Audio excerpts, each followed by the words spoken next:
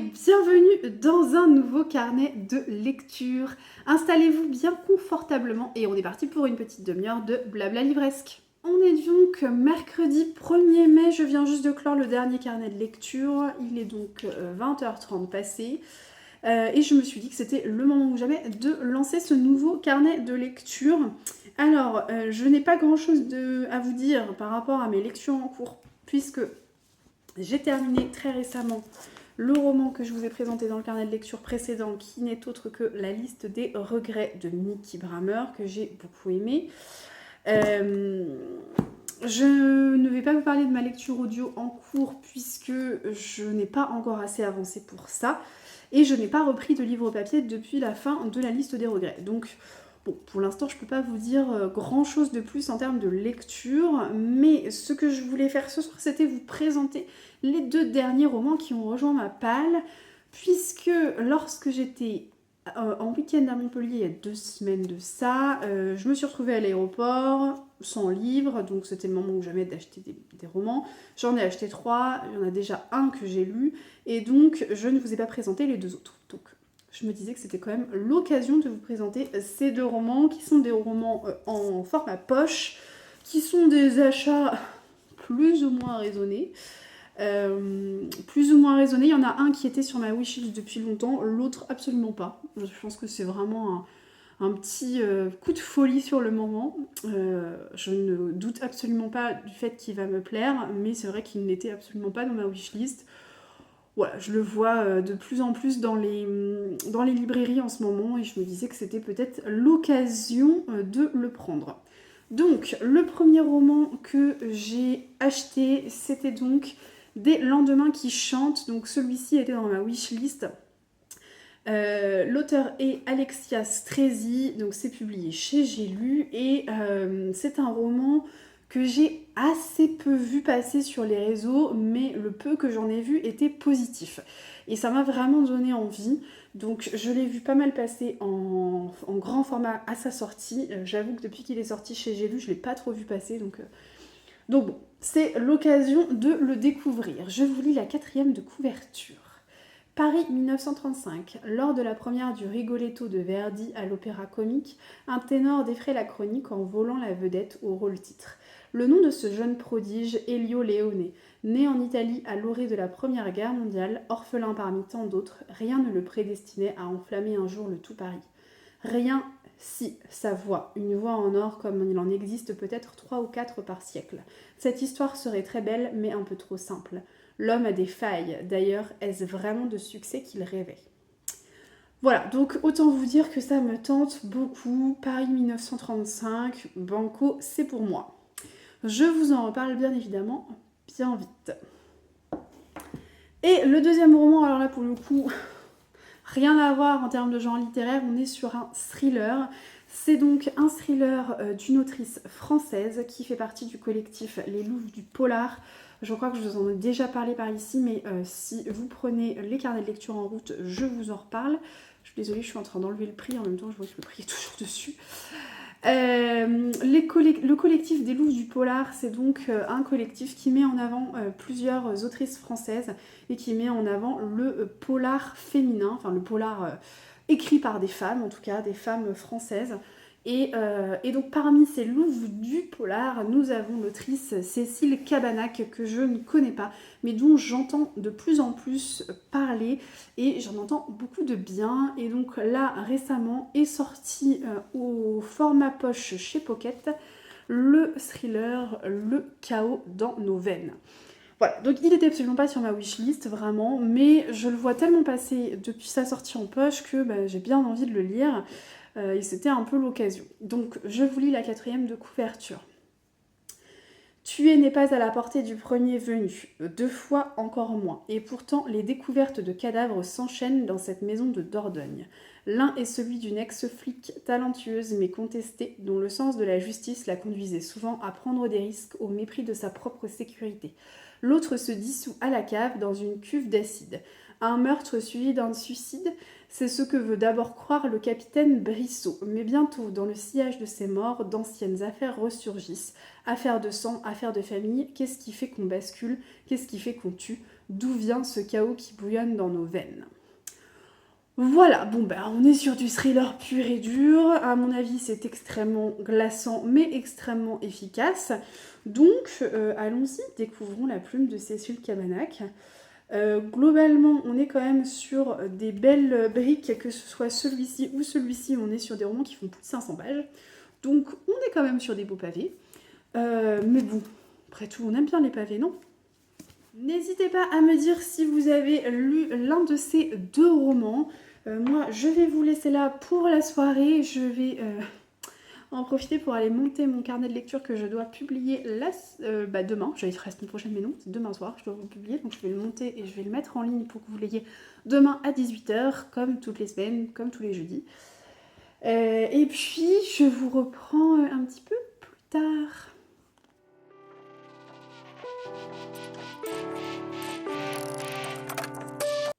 On est vendredi soir et je voulais vous montrer ma lecture en cours qui est Des murmures de Ashley Audrin. Je vous l'ai présenté il n'y a pas très longtemps parce que je l'ai acheté il n'y a pas très longtemps. Il est publié chez JC Lattès, pardon, et il est sorti il y a très très peu de temps, je crois. Je le lis en lecture commune avec Lucille du compte Silou Lecture sur Instagram et je vous montre, mais j'en suis là, je suis à peu près à la moitié. Et franchement, ça se lit vraiment pas mal. Alors, Lucille est un petit peu plus avancée que moi. Moi, je traînasse un peu, j'avoue. Mais c'est plus par manque de temps que par réelle envie, parce que ça se lit très bien. Voilà, donc comme vous pouvez le voir, je suis emmitouflée dans mon plaid, puisque nous avons beau être début mai, il fait encore très moche et très froid. Il semblerait que ça change un peu la semaine prochaine, mais ce n'est pas le cas. Donc je prends mon mal en patience et je suis dans mon plaid et voilà, et je vais continuer à lire tranquillement parce que je suis en solo ce soir. Donc voilà, je viendrai bien sûr vous en reparler. Hello, nous sommes dimanche 5 mai et je vous retrouve en vidéo pour vous parler de ma dernière lecture que j'ai terminée ce matin. Je vous en avais un petit peu parlé dans le plan vidéo précédent. Il s'agit de Des murmures de Ashley Audrin. Donc c'est son dernier qui est sorti il y a très peu de temps. Je vous l'ai dit, je l'ai lu en lecture commune avec Lucille et écoutez, c'était une très chouette lecture commune puisque nous étions sur la même longueur d'onde, on avançait à peu près en même temps, donc c'était vraiment sympa cette petite lecture commune. Donc pour vous en dire un petit peu plus sur l'histoire, ici on va suivre la vie d'un petit lotissement de banlieue et plus précisément la vie de 4 femmes qui sont donc toutes les 4 voisines et on va se rendre compte que en apparence leurs vies sont parfaites mais quand le vernis se craquelle on se rend compte qu'elles ne sont pas si parfaites que ça leur vie.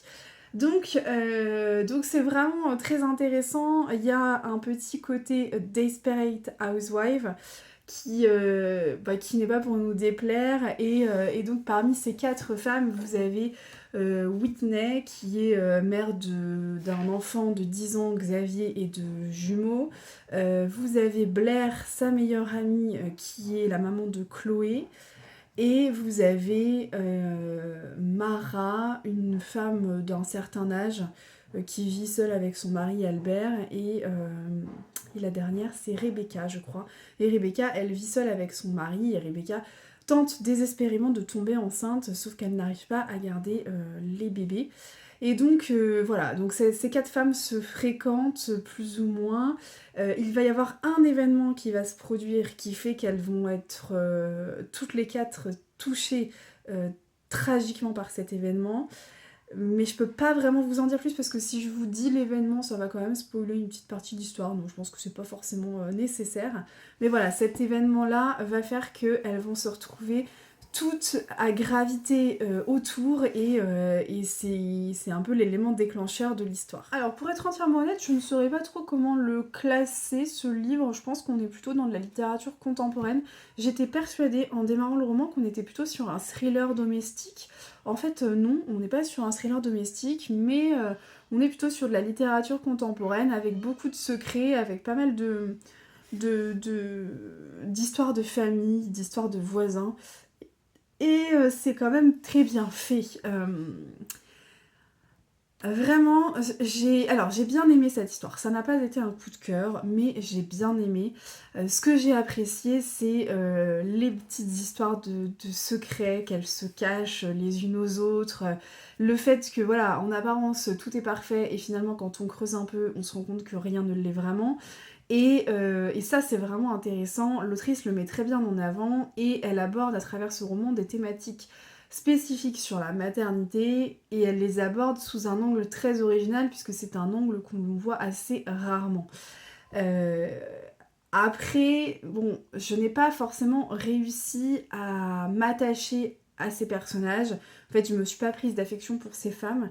Euh, Parce que je pense honnêtement que leur caractère et leur personnalité sont vraiment poussés à leur paroxysme. Donc il y a des choses très singulières qui sont mises en avant par l'autrice, notamment du côté de Whitney, ce qui est le plus mis en avant, c'est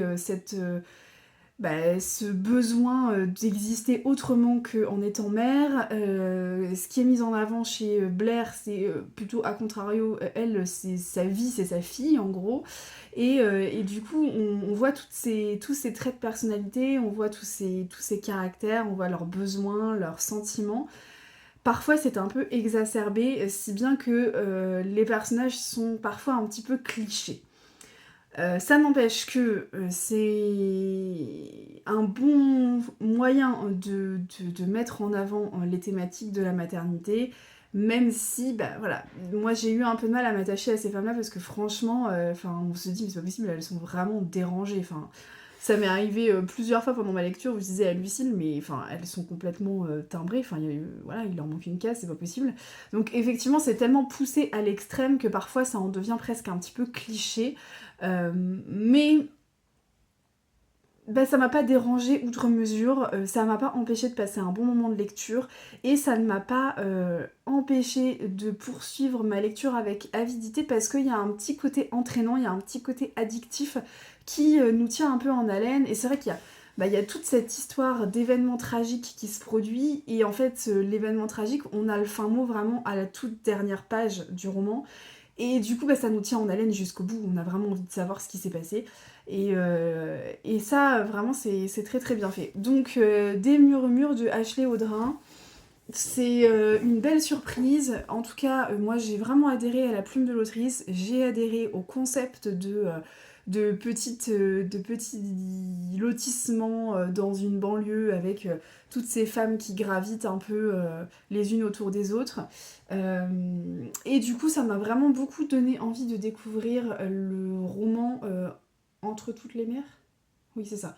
Entre toutes les mers, qui est son premier roman et qui est extrêmement bien noté sur Babelio. Donc c'est vrai que vraiment ça m'a donné envie d'en savoir un peu plus sur l'autrice, surtout que sa plume est vraiment très addictive.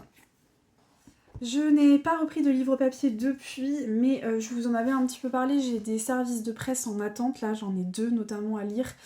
Donc du coup je pense que je vais les prioriser par rapport au reste sur ce début du mois de mai. Et puis voilà, je verrai après. En lecture audio, j'en ai commencé 2. Alors, je sais pas si c'est la meilleure idée du siècle, hein, mon histoire, mais enfin bon, écoutez, c'est comme ça. J'ai commencé Veiller sur elle, de Jean-Baptiste Andrea. Je suis pas sûre que ça va le faire à l'audio. Je suis un peu dubitative là. Je sais pas si c'était une bonne idée.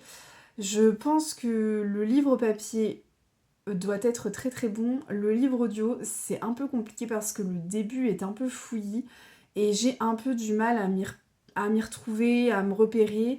Et c'est vrai que quand j'écoute mes livres audio, souvent, soit je suis dans les transports, soit je suis en train de faire à manger, en train de faire mes tâches ménagères.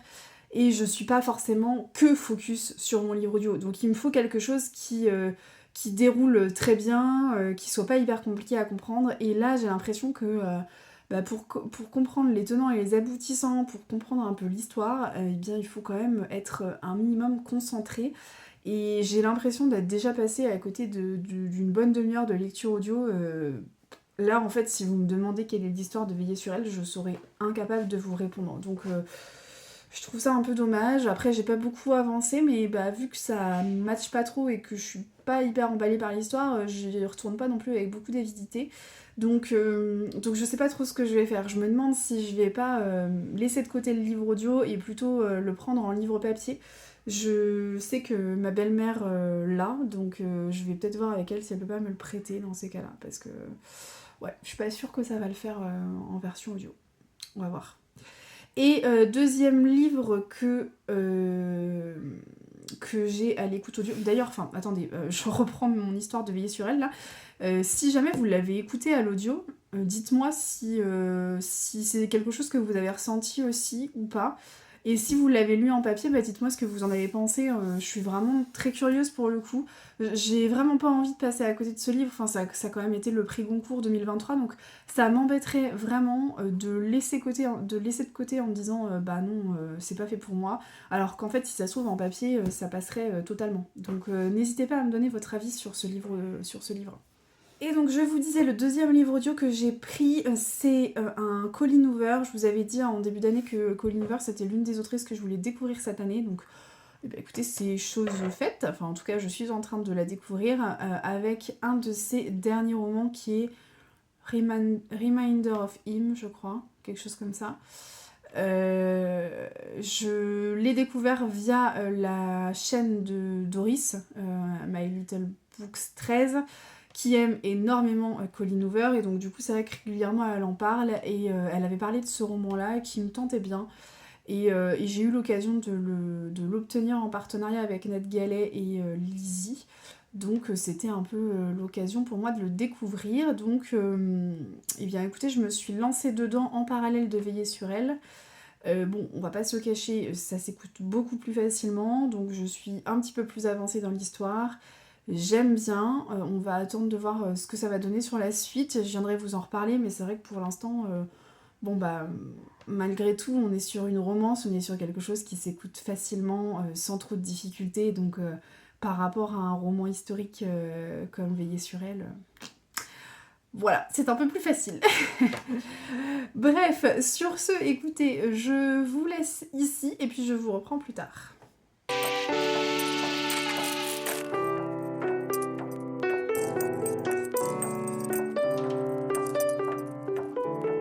Hello, on se retrouve, on est jeudi et je viens vous faire un petit point sur mes lectures en cours, et j'ai également 2 romans à vous présenter qui ont rejoint ma palle.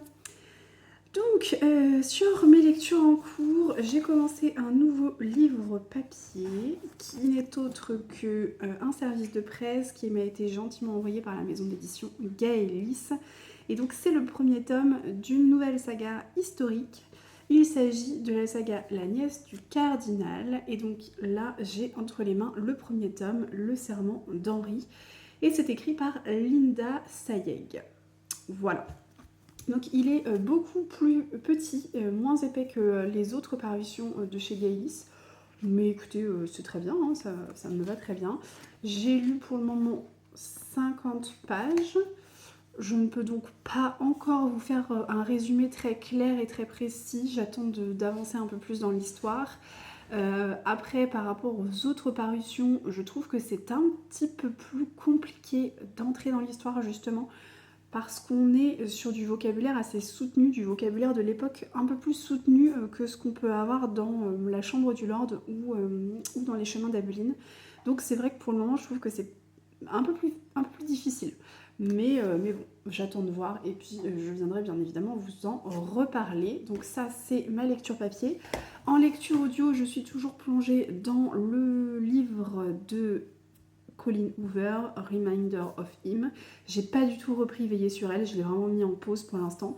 Et du coup, donc je suis à fond dans Reminder of Him. Il me reste 3 heures d'écoute, je crois, donc je viendrai probablement vous en reparler dans le prochain carnet de lecture. Aujourd'hui, ce que je voulais faire surtout, c'était vous parler des 2 livres qui ont rejoint ma palle, que je vous explique un petit peu le contexte. J'étais censée aller au salon, au printemps du livre, pardon, de Montaigu, comme tous les ans. Sauf que cette année, je n'ai pas pu y aller parce que voilà, j'avais un week-end de prévu avec des copines. C'était le seul week-end disponible, donc j'ai pas voulu être trop pénible et dire bah non, il y a le salon du livre, voilà. Donc du coup, je me suis un peu assise sur le salon du livre. C'est comme ça, j'irai l'année prochaine. En revanche, mes parents ont eu l'occasion d'y aller et donc ma mère m'a pris 2 romans que je voulais absolument lire. Donc elle m'a pris surtout celui-ci que je voulais lire absolument. Le dernier, Clarisse Sabar, qui n'est autre que le premier tome de la saga Le secret des agapantes. Et donc ce premier tome, c'est celui qui concerne Flora et Joséphine. Et bon, Clarisse Sabar, c'est toujours des sagas un peu historiques à double temporalité, avec beaucoup de secrets de famille. Bon, en règle générale, ça fonctionne très très bien. Donc je vous lis la 4e de couverture. Trop de nuages s'amoncellent dans la vie de Flora, galeriste d'art à Los Angeles, dans son travail, mais aussi dans sa vie personnelle.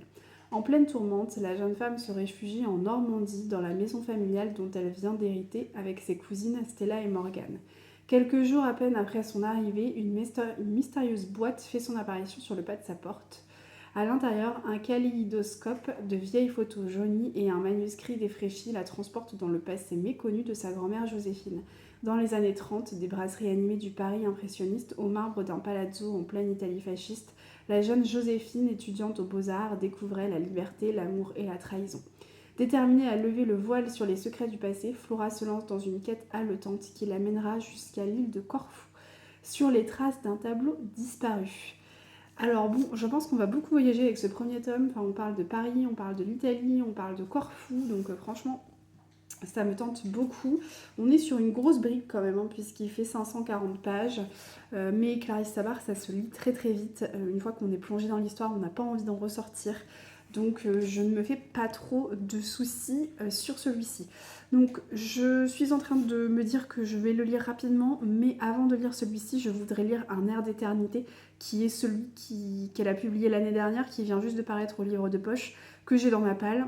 Et voilà, et ça fait longtemps que je dis que je veux le lire, donc je pense que je vais d'abord lire Un air d'éternité avant de me lancer sur cette nouvelle saga. Mais en tout cas, ce qui est sûr, c'est que ça ne va pas traîner très longtemps dans ma palle.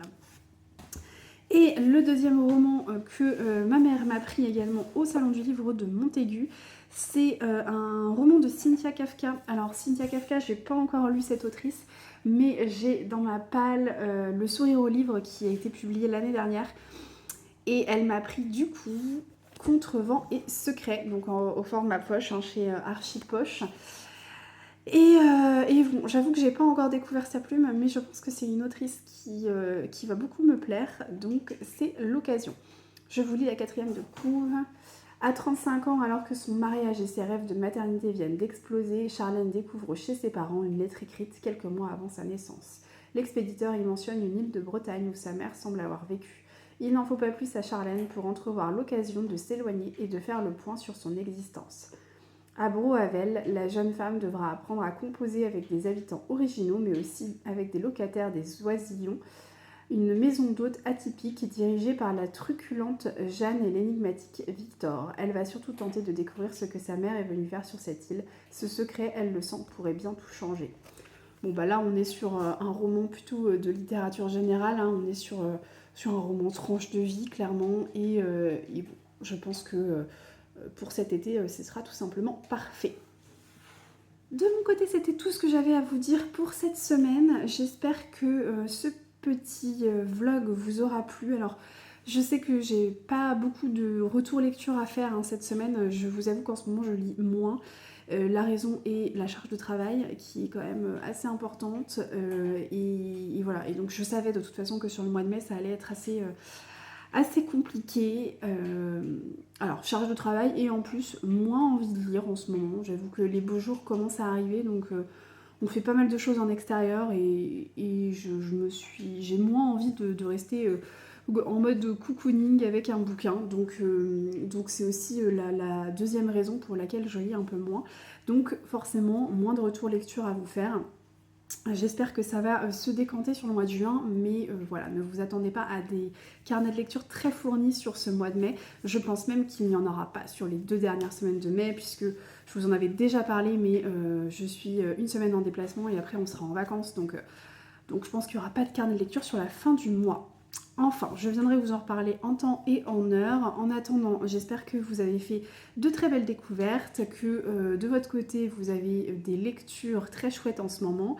N'hésitez pas à me dire ce que vous lisez. Comme vous le savez, j'aime toujours savoir ce que vous lisez. Ça me permet d'aller fouiner un peu et d'augmenter ma wishlist, clairement. Et puis bah écoutez, sur ce, moi je vous dis à la semaine prochaine pour un nouveau carnet de lecture. Allez, ciao!